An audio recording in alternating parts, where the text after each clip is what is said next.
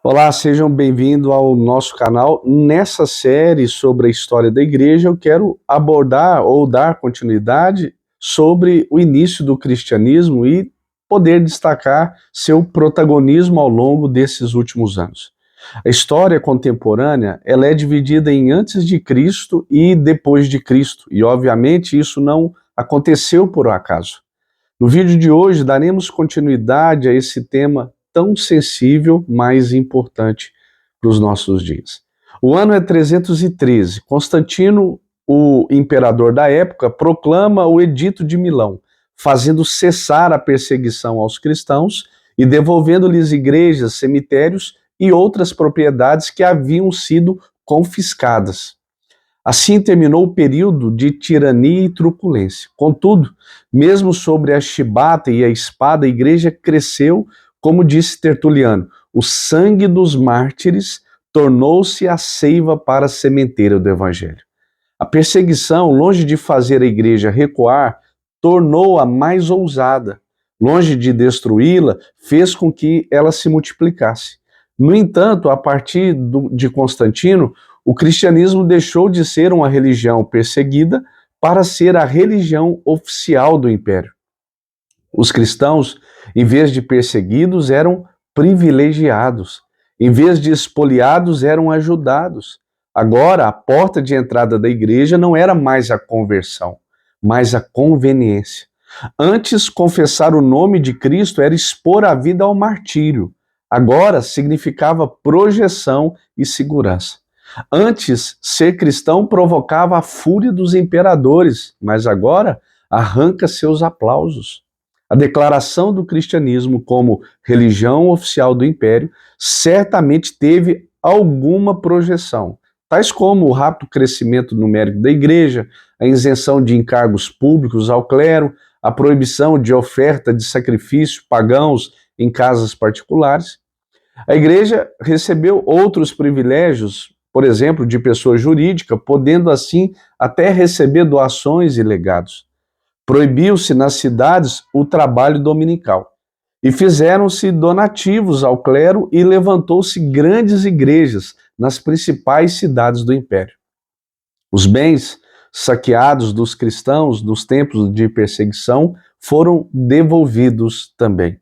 E se iniciou a construção de cemitérios cristãos. Contudo, é certo dizer que a decisão de declarar o cristianismo religião oficial do império também teve trágicas consequências para a igreja, como, por exemplo, a sua rápida paganização. A porta de entrada da igreja deixou de ser a conversão para ser a conveniência. As pessoas vinham para a igreja não porque estavam convencidas de seus pecados, não porque haviam recebido a Cristo como Senhor, mas por causa das benesses, dos favores que recebiam. Ainda, ao vir para a igreja, traziam toda a bagagem de paganismo politeísta. Não tardou para que a igreja fosse contaminada com essas heresias perniciosas, perdendo paulatinamente sua identidade de igreja cristã e fiel a Jesus e ao ensino dos apóstolos. Além disso, houve também aliança entre a igreja e o Estado. O imperador passou a ser o chefe da igreja e também o chefe do Estado. Assim, a igreja perdeu o poder espiritual e buscou preencher esse vazio com o poder econômico e político. Bem, irmãos, a igreja tornou-se rica, opulenta e influente, mas perdeu sua fonte de vida abundante. Tinha dinheiro, mas não tinha o poder. Tinha a bênção dos imperadores, mas não a aprovação do céu. Também começou a existir entre os bispos das 5 principais cidades do mundo, Roma, Constantinopla, Alexandria, Antioquia e Jerusalém, uma disputa acirrada por preeminência e predominância de poder. No ano 604, o imperador romano Focas concedeu ao bispo de Roma, Gregório I, o título de bispo universal.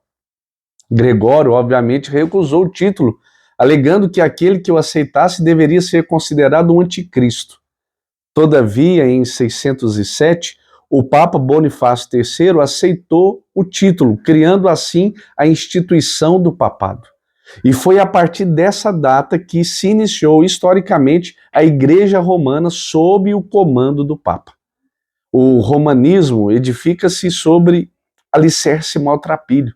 Assim, toda a estrutura do romanismo está firmada em uma interpretação equivocada de Mateus 16, 18, que diz assim: também eu te digo que tu és Pedro, e sobre esta pedra edificarei a minha igreja, e as portas do inferno não prevalecerão contra ela.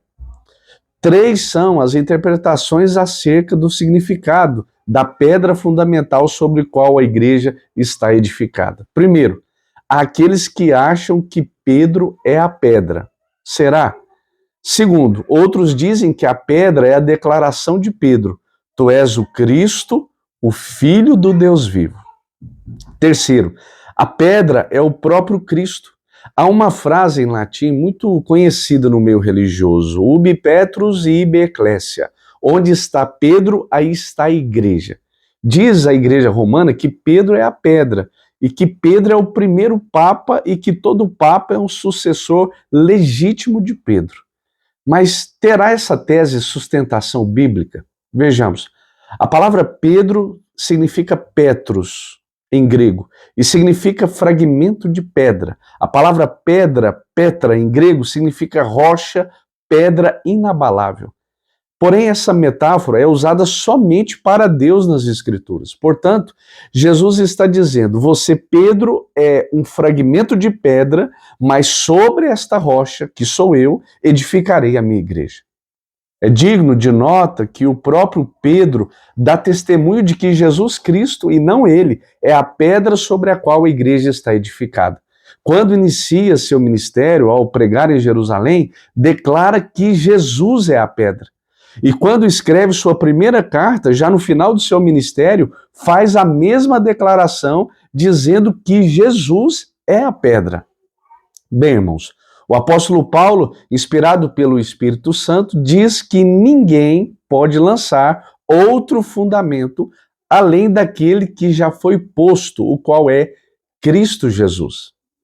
Afirma igualmente que Cristo também é a pedra. E diz também que ele é a pedra angular, Cristo. Pelo texto de Mateus 16, 18, podemos concluir que Jesus é o fundamento da igreja, ele é o fundador da igreja, ele é o dono da igreja, ele é o protetor da igreja. Por causa de uma falsa interpretação do texto de Mateus 16, 18, o papado é uma usurpação da Trindade. Consideremos o seguinte: ele usurpa o lugar de Deus Pai. Ao receber o título de Papa ou Pai, o Papa se autodenomina Pai da cristandade. Isso é uma afronta à palavra de Deus, que diz que a ninguém devemos chamar de Pai nesse sentido. Está lá em Mateus 23. Então ele usurpa o lugar de Deus Filho. O Papa usurpa o lugar do Filho de Deus, e isso de 3 maneiras. Primeiro, quando ele se auto-intitula pedra fundamental da igreja. A pedra é Cristo. Olha que interessante. Segundo, quando ele se declara o cabeça e chefe da igreja militante, triunfante e purgante. A igreja só tem um cabeça, Jesus Cristo. Está lá em Efésios, no capítulo 5 e também no capítulo 1. Terceiro, quando ele se define como sumo pontífice, esse termo vem do latim e significa supremo construtor de pontes, ou seja, supremo mediador.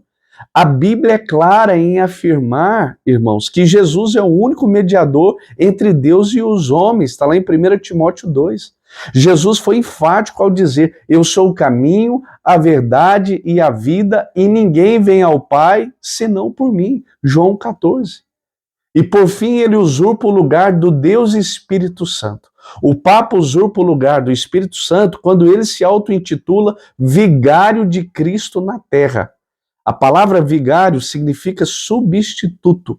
O substituto de Cristo não é um homem, não é um apóstolo e muito menos o Papa, mas a terceira pessoa da Trindade, o Deus Espírito Santo. Está lá em João, em vários capítulos. Além de uma exegese vulnerável, o romanismo lançou mão de documentos ilegítimos para consolidar a instituição do papado. O cânon niceno reconhecia a paridade de jurisdição de Alexandria, Antioquia e Roma, porém apareceu mais tarde uma tradução latina com o título Roma sempre teve o primado. O Papa Nicolau I fortaleceu o papado em 853 com vários documentos falsos e forjados, procurando provar que se tratava de uma instituição que remonta aos tempos dos apóstolos. Incorporados ao direito canônico, esses documentos foram usados por 600 anos como prova máxima da supremacia papal sobre tais documentos e sobre o Estado. Interessante, irmãos, que a Sé Romana é a cabeça, o coração, a mãe e a cúpula de todas as igrejas, e não está sujeita a tribunal algum, o que nunca foi verdade, obviamente. O catolicismo foi elevado a uma posição de poder mundial com as doações de terras à igreja pelo imperador Carlos Magno, em 774. Surgindo assim um Sacro Império Romano sob a autoridade do Papa Rei, que durou 1100 anos. Na hora da morte, Carlos Magno arrependeu-se de doar territórios aos papas. O papado esteve 70 anos em avião na França e voltou a ocupar o Vaticano em 1377, trazido pelo Papa Gregório XI. Vítor Emanuel derrotou as tropas do Papa, pondo fim ao Sacro Império Romano no dia 20 de setembro de 1870. Bem, os papas ficaram confinados no Vaticano até 1929, quando Mussolini e o Papa Pio XI, no Tratado de Latrão, legalizaram o Estado religioso no Vaticano. Além de usurpar o lugar da Trindade, os papas muitas vezes lutaram com mão de ferro para perseguir aqueles que professavam a fé genuína nas Escrituras. Em 1208, exterminaram os cristãos albigenses na França. Na Espanha foram mais de 300 mil martirizados e mais de 2 milhões banidos. O imperador Carlos I eliminou por ordem do Papa 50 mil cristãos alemães. O Papa Pio V, nos anos de 1566 a 1572, exterminou 100 mil anabatistas. Em 1590 foram eliminados cerca de 200 mil huguenotes.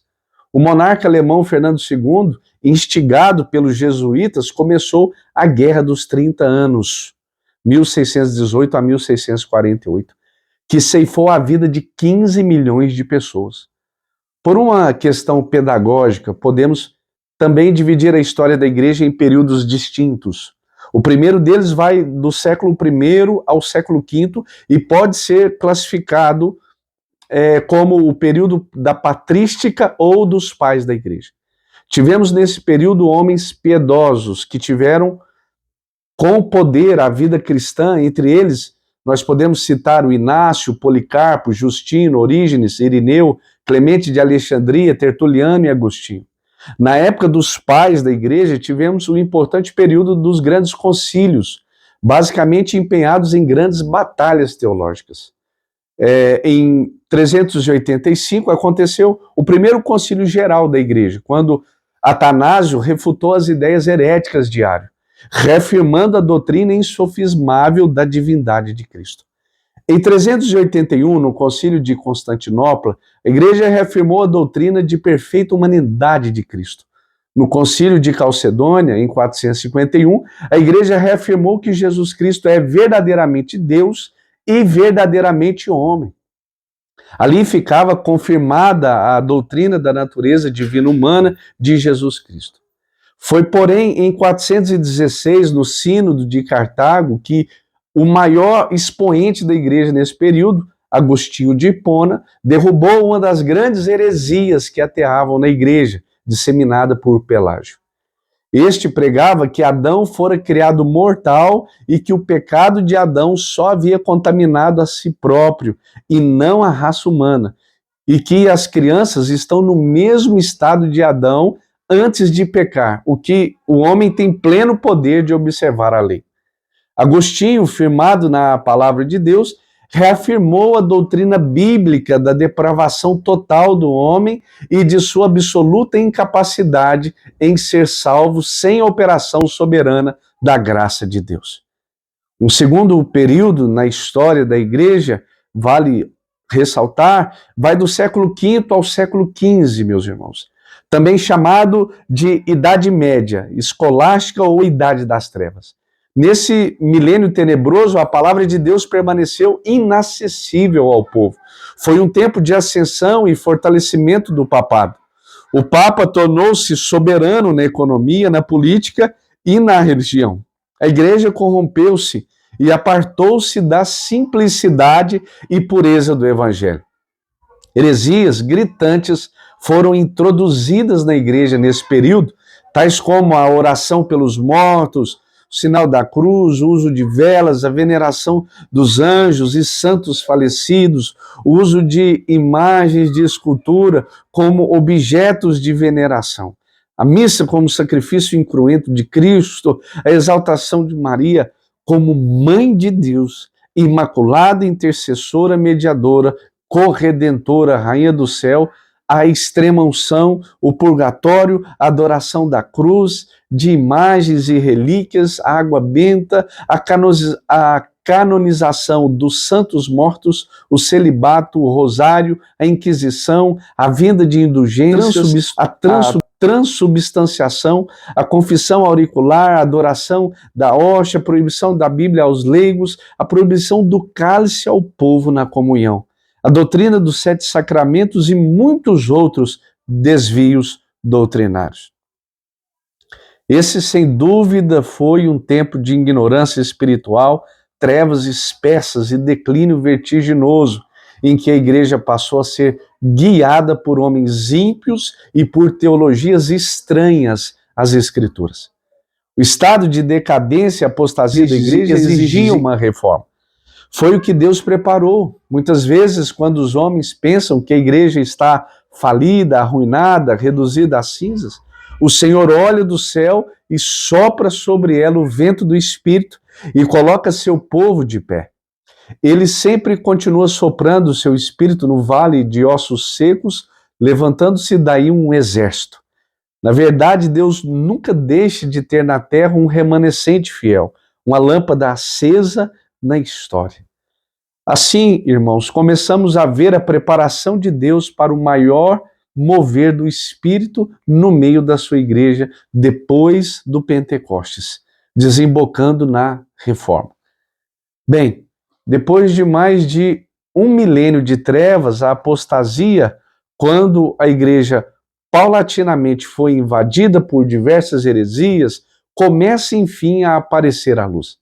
A renascença nos séculos XIV e XV surge no norte da Itália, um movimento cultural que foi uma desvinculação da economia, das artes, da ciência, da política e da religião da tutela de Roma.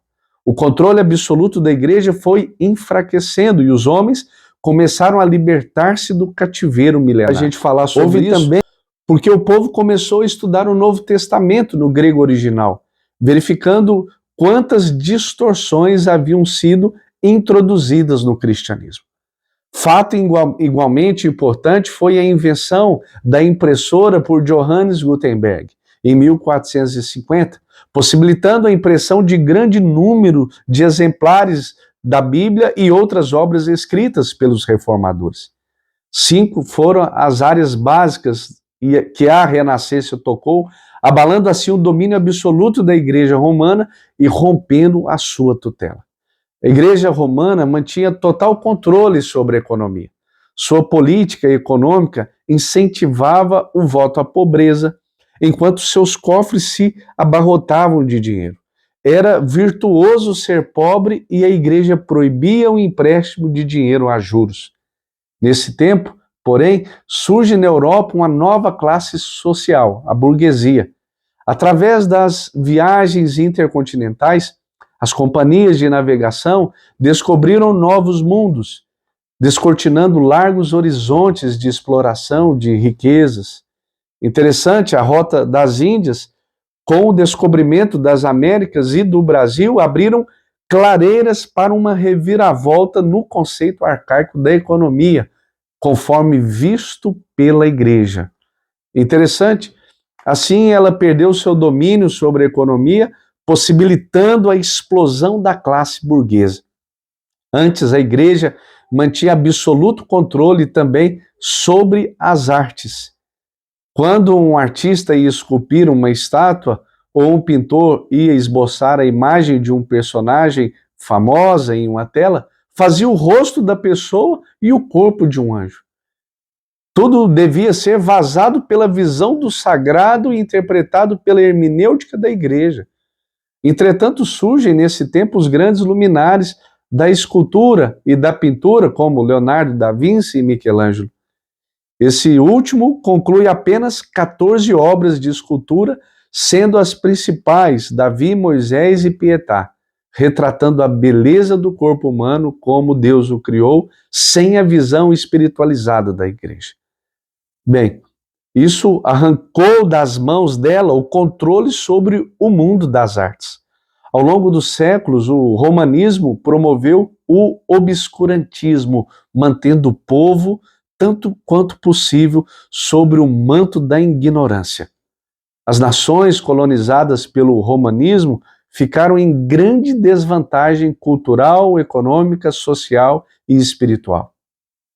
A igreja defendia a tese de que o mundo era geocêntrico, ou seja, a Terra era o centro do universo. Entretanto, o cientista Nicolau Copérnico contestou essa tese, afirmando que o mundo era heliocêntrico, ou seja, que o Sol era o centro do universo. Essa asseveração causou grande reboliço e não pouca inquietação no meio da igreja. Mais tarde, Galileu Galilei, discípulo de Copérnico, é preso por essas convicções e tem de se retratar para poupar sua vida. Contudo, esse reverberar de ideias minou o domínio absoluto da igreja sobre o campo científico. Na política, havia uma verdadeira aliança entre a igreja e o Estado, entre o poder clerical e o poder político. Não se sabia ao certo o limite entre o poder do Papa e o poder do imperador. A igreja fazia incursões na política e exercia ingerência no poder civil, até que Maquiavel escreveu a obra O Príncipe, defendendo a tese de que a igreja e o Estado precisam ser independentes. Segundo o autor, o Estado precisa ser leigo e a igreja não pode interferir nas decisões do Estado. Os dois poderes precisam ser independentes. Assim, a igreja perdeu também o domínio sobre a política. No entanto, a religião estava sob rigoroso controle da igreja de Roma. A única versão disponível da Bíblia era a Vulgata, traduzida por Jerônimo em latim. O povo não conhecia latim, e os sacerdotes que conheciam o latim não conheciam a Bíblia. A Bíblia não era lida pelos leigos e, às vezes, quando lida, de costas para todo o público. Se alguém ousava lê-la, tinha de interpretá-la pela hermenêutica da igreja. O mais importante não era o texto bíblico, mas as notas de rodapé. Ninguém podia olhar para a Bíblia senão com os óculos da igreja. Esta tentou dominar a palavra de Deus e manipular as consciências. Mas Martinho Lutero, monge agostiniano, certo dia abriu a Bíblia e leu que o justo viverá por fé. Esta verdade explodiu em seu peito. Ele reconheceu que a aceitação do homem por Deus não depende de seus méritos e nem de suas obras. A justificação não se dá mediante as obras da lei, mas pela fé em Cristo Jesus. Assim, todo o domínio da igreja sobre a consciência das pessoas foi quebrado. E ela perdeu seu controle sobre a religião. Estava aberto o caminho para a reforma.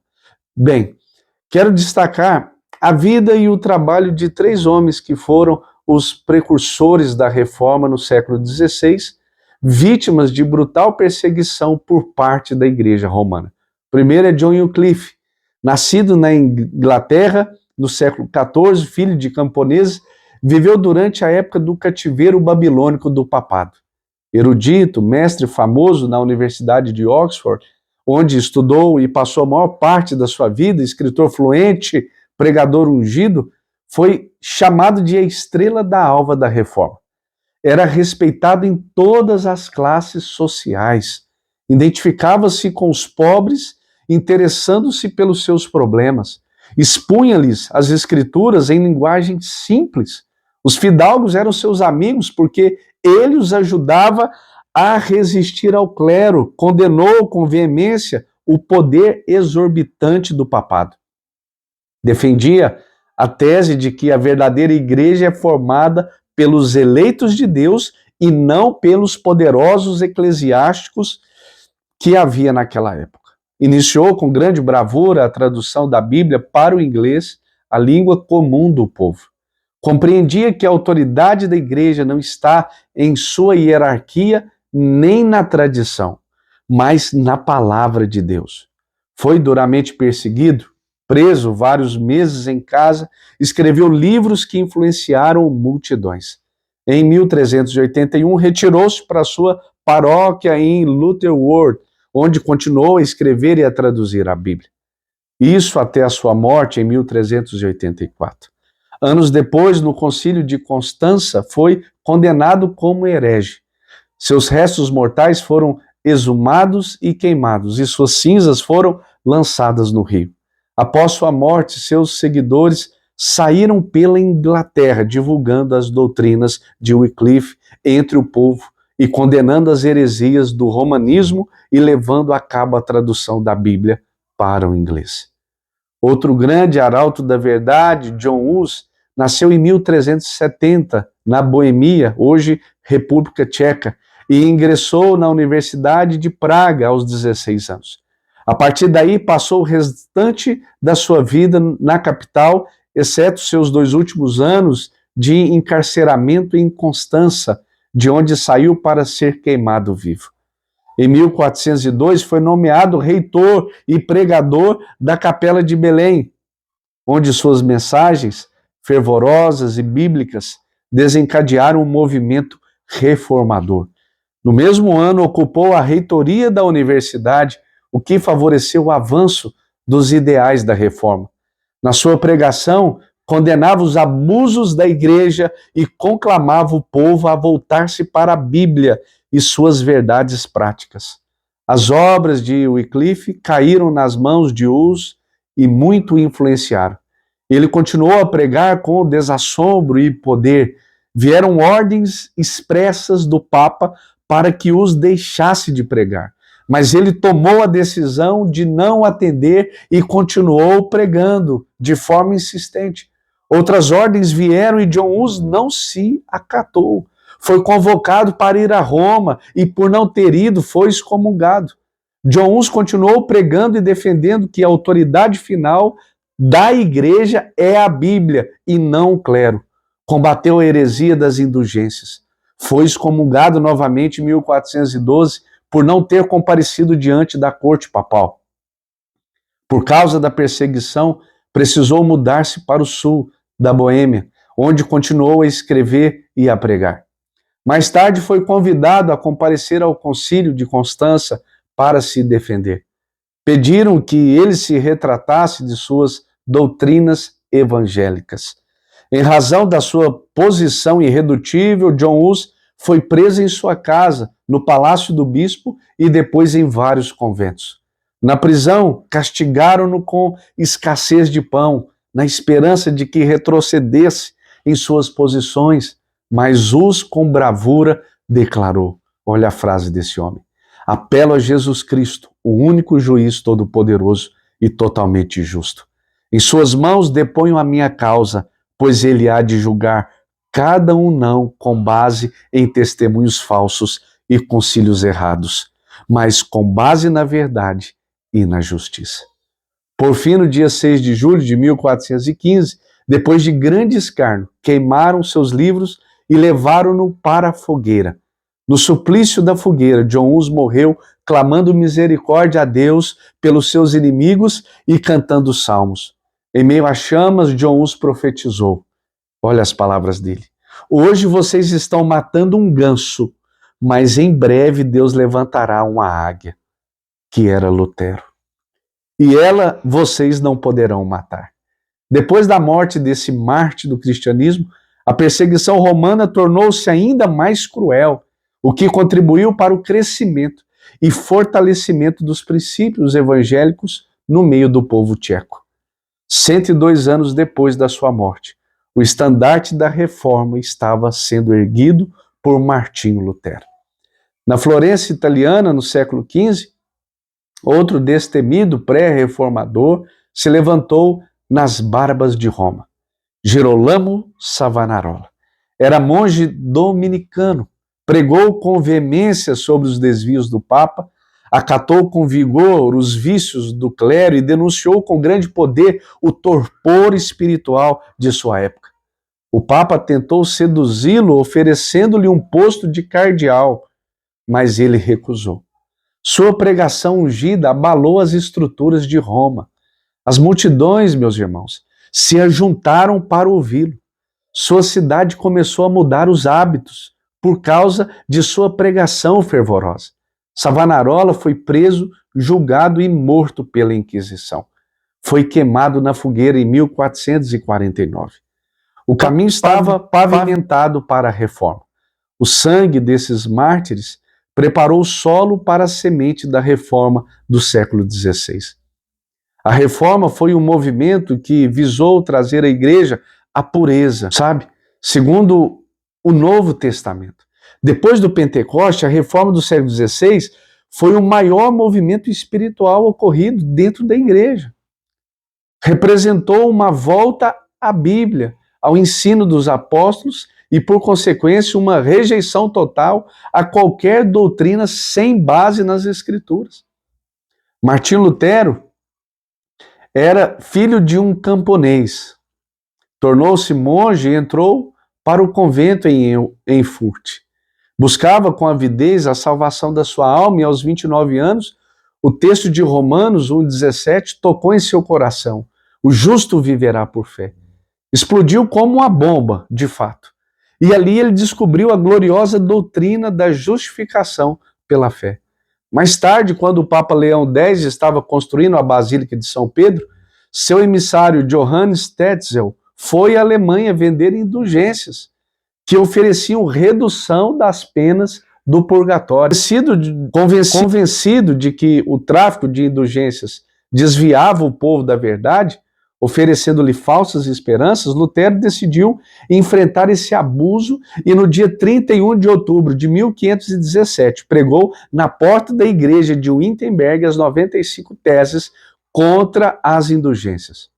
Estava deflagrado o movimento da reforma. Essas teses foram um golpe no poder papal e no poder da igreja que se desviara da fé apostólica. As teses combateram o pretenso poder da igreja de ser mediadora entre o homem e Deus, vendendo o perdão dos pecados. Lutero foi excomungado pelo Papa. Em 1521, em Worms, na dieta imperial sobre ameaça de morte, ele defendeu a sua fé diante do imperador, clérigos, nobres, condes, embaixadores. Havia um grande público persuadido a retratar-se de suas obras e disse com coragem: a menos que vocês me convençam pelas escrituras que eu estou errado, não me retratarei, pois não é lícito a um homem agir contra a sua consciência. Aqui me firmo e aqui me estabeleço, e que Deus me ajude. É muito forte isso. Ao sair da dieta de Worms, Lutero foi raptado pelos seus aliados e levado para um castelo, onde ficou mais de 10 anos atrás de um biombo, trabalhando duramente na tradução do Novo Testamento para a língua alemã. A partir daí, o evangelho passou a ser pregado na língua do povo. Nos púlpitos e nos bancos das igrejas havia cópias da Bíblia traduzida por Lutero. Cantavam-se por toda a Alemanha hinos evangélicos e salmos, muitos dos quais escritos pelo próprio Lutero. Dentre eles, destacava-se Marcélia da Reforma e Castelo Forte. Dentro de 30 anos, a igreja cristã na Alemanha tinha sido reformada como ninguém jamais poderia ter sonhado. Os abundantes escritos de Lutero tiveram larga aceitação. E assim, o movimento se espalhou pela Boêmia, hoje República Tcheca, Hungria, Polônia, também Inglaterra, Escócia, França, Países Baixos, Escandinávia e até mesmo pela Espanha e Itália. Bem, outro grande reformador foi Ulrico Zwingli, suíço. Ele desenvolveu seu trabalho em Zurique, na Suíça. Suas principais defesas eram o sacerdócio de todos os cristãos, a salvação pela fé em Cristo e não pelas obras exigidas pela Igreja, a autoridade suprema da Bíblia acima da Igreja papal. Ele também combateu com tenacidade o primado do Papa, a missa e o celibato do clero. Bem, João Calvino foi também o grande cérebro da Reforma e sistematizador das doutrinas da Reforma. Ele era francês, filho de um rico advogado ligado ao clero e recebeu formação humanista. Em 1533, ele declara-se protestante e tem que fugir de Paris em virtude da inesperada perseguição. Calvino escreveu inúmeras obras, inclusive comentários de quase todos os livros da Bíblia. Aos 26 anos, escreveu a principal obra da Reforma, As Institutas da Religião Cristã, que até hoje é um marco e referencial da teologia reformada em todo o mundo. A referida obra foi dirigida a Francisco I, que era rei da França, numa tentativa de defender os protestantes daquele país, que acabaram sendo perseguidos, torturados e mortos por causa de sua fé em Cristo. Bem, convidado por Guilherme Farel em 1536, Calvino ficou em Genebra para ajudar na implantação da reforma. A cidade não madura para a reforma rechaçou-os e expulsou-os. Calvino passou 3 anos em Estrasburgo como pastor de uma igreja de protestantes franceses. Em 1541, ele volta a Genebra a pedido das autoridades religiosas, pois a cidade se corrompia de forma galopante. Calvino realizou uma extraordinária obra de pregação, ensino, disciplina e educação do povo, transformando Genebra numa verdadeira maquete do reino de Deus na terra e num grande celeiro de missionários para o mundo, inclusive, enviando em 1557 14 missionários para o Brasil, 5 dos quais foram mortos com requintes de crueldade. Ele, com certeza, foi um grande exemplo e uma grande bandeira levantada. A influência de Calvino como teólogo e pensador extrapolou os horizontes da igreja e tem seus reflexos até hoje na história. Ele influenciou a economia com seu humanismo social e também a educação ao criar um sistema educacional de primeira ordem, conhecido não só no Brasil, mas no mundo. Seus planos resultaram no estabelecimento de um sistema escolar livre e completo, culminando pela academia, instituição de um grau universitário, no qual não faltava o curso de teologia. Outro reformador, John Knox, na Universidade de Glasgow, implantou a reforma na Escócia, onde foi preso pelo exército francês, trabalhando 19 meses como escravo nas galês militares francesas, até sua libertação em troca de prisioneiros. Eduardo VI, rei da Inglaterra, ofereceu-lhe o bispado de Rochester, mas ele recusou, preferindo ser um capelão real. Com a cessão de Maria Tudor, a sanguinária, ao trono inglês, Knox fugiu para a Inglaterra, indo pastorear um grande grupo de exilados em Frankfurt. Knox também esteve com Calvino em Genebra em 1559. Com a morte de Maria Tudor, ele volta à Escócia e trabalha arduamente para implantar a reforma em seu país. Em noites de vigília e oração, ele clamava: Deus, dai-me a Escócia para Cristo, senão eu morro. Em 1560, o parlamento escocês, orientado pelo próprio John Knox, começou a obra da reforma, pondo fim ao domínio do Papa sobre a igreja escocesa, declarando ilegal a missa e revogando todos os decretos contra os hereges. Assim, a partir de 1560, a igreja escocesa deixou de ser católica e tornou-se presbiteriana. A Reforma deitou por terra os postulados católicos romanos e voltou a erigir as colunas da doutrina apostólica. Por conseguinte, nem a antiguidade, nem os costumes, nem a multidão, nem a sabedoria humana, irmãos, nem os pensamentos, nem as sentenças, nem os editos, nem os decretos, nem os concílios, nem as visões, nem os milagres deve contrapor-se a estas sagradas escrituras. Mas ao contrário, por elas é que todas as coisas se devem examinar, regular e reformar. O homem não precisa de intermediários para chegar a Deus. O véu do templo foi rasgado de alto a baixo. Todos têm agora livre acesso à presença de Deus. Todos os que creem em Cristo são sacerdotes que podem chegar livremente à presença de Deus por meio de Cristo. Derrubaram-se os velhos conceitos do clérigo e leigo e cai por terra a hierarquia espiritual no reino de Deus. Bem, a essa altura, a Contra-Reforma foi um movimento católico de oposição cerrada ao protestantismo, visando reorganizar a igreja para aniquilá-lo. Para isso, a Igreja Católica usou alguns expedientes.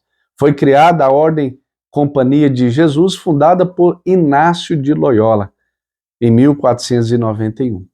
Seu grande objetivo era trazer de volta ao seio de Roma aqueles que havia abandonado, quebrando assim toda a força dos seus oponentes e aniquilando todo o ensino contrário aos da Igreja Romana.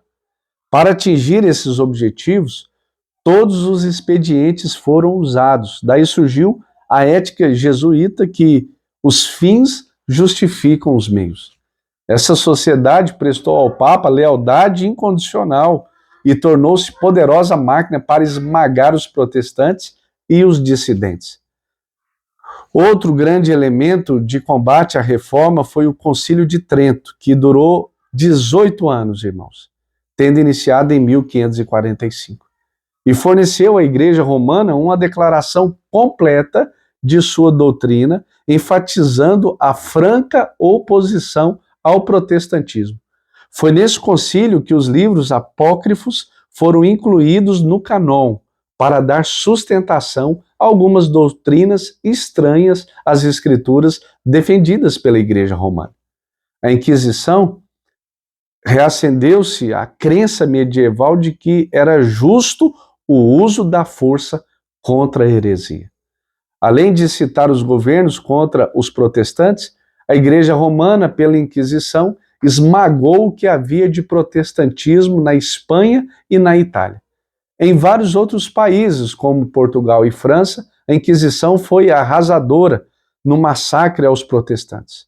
Até no Brasil, ela esteve presente no século XVIII. O Index, por sua vez, condenava os livros com os quais a Igreja Romana não concordava. Era a repressão no campo das ideias teológicas. A lista de livros condenados incluía todos os escritos protestantes e todas as versões da Bíblia, exceto a Vulgata Latina. O Index não se limitava a combater as crenças protestantes, mas igualmente todo pensamento que conduzisse ao progresso. Pesquisas e estudos de toda natureza foram praticamente aniquilados na Itália e na Espanha. Assim, a Igreja Romana tornou-se a patrona do obscurantismo religioso e cultural no mundo.